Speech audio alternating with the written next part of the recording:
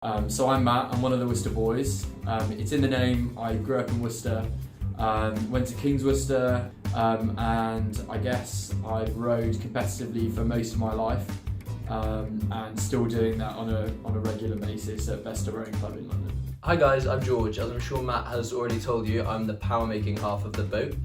I grew up in Worcestershire on a little farm in a village called Bradley Green, not that anyone would have heard of it, and I've now moved down to London, sharing a big house with some friends and studying for my final accounting exams. And we've always actually been specifically interested in rowing the Atlantic Ocean with our rowing background and background in competitive sports. So in December 2020, we met up over Christmas, just having a catch up, and we decided to shake hands on it, and we said we're just going to find a way to do it. But what we decided as part of that process is that we had to do it for a good cause. With all the effort that it takes and the amount of exposure the race gets and the money that goes into it, we really thought that it was a great opportunity for us to fundraise for something that was really important. So I actually discussed with George that one of our close family friends, Jack Dyer, had passed away just a couple of months before in late 2020.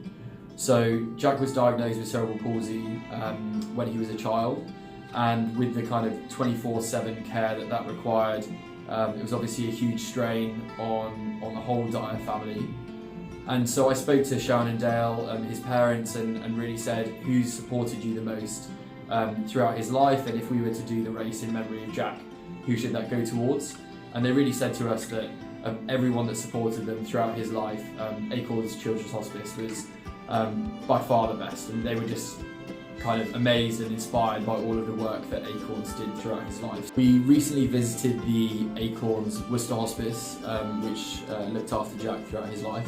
What struck me the most is that compared to how people typically perceive a hospice to be on their first impression, I think Acorns is really just an amazing supportive place where we just could see kids having fun and having a great time and really being supported.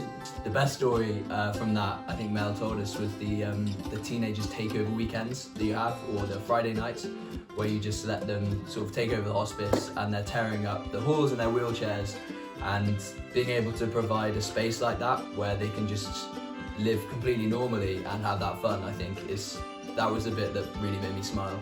I think one really nice touch as well was the memorial garden and stream. It just gives families a chance to remember the loved ones they've lost, and gives them a really safe and quiet space to come back and visit Acorns and remember all the happy memories they had. So the race runs every year from La Gomera in the Canary Islands, just off the west coast of Africa, 3,000 miles across the Atlantic Ocean to finish up in Antigua.